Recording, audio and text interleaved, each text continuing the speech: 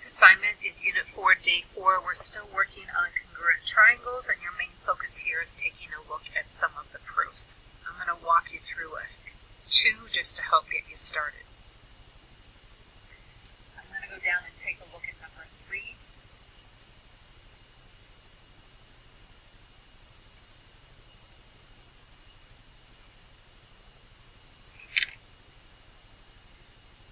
The ultimate goal is to prove the triangles are congruent. We've been given angle G is congruent to angle I, so I'm going to mark that, and I'm also going to label that with an A.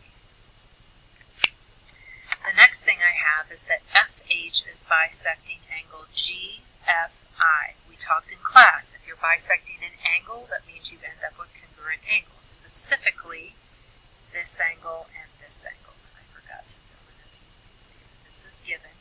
So angle GFH is congruent to angle IFH. Its definition, again, don't pull words out of the air. The main vocabulary word that we've been given is bisector, and specifically an angle bisector. Again, I'm going to label that to be an A. I've used up all my given, but AA is not in my list of why triangles are congruent. They give us a hint on the next one. We're looking for reflexive. That would be this side here. FH is congruent to FH because of reflexive. Again, I'm going to go mark that to be an S.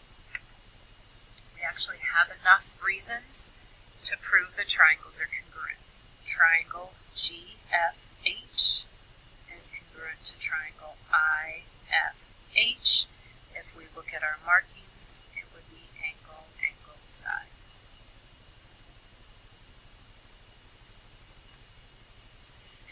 Let's go find one more that we can do together.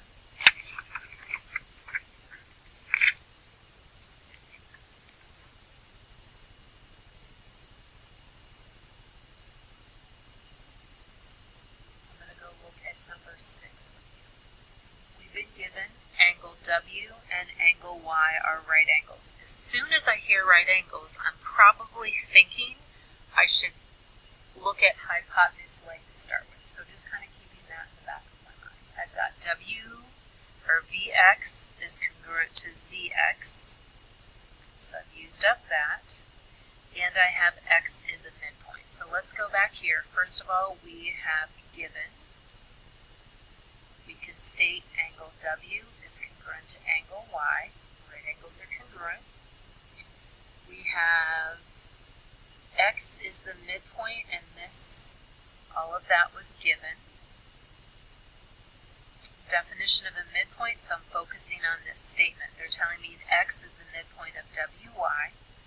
That means that WX is congruent to XY.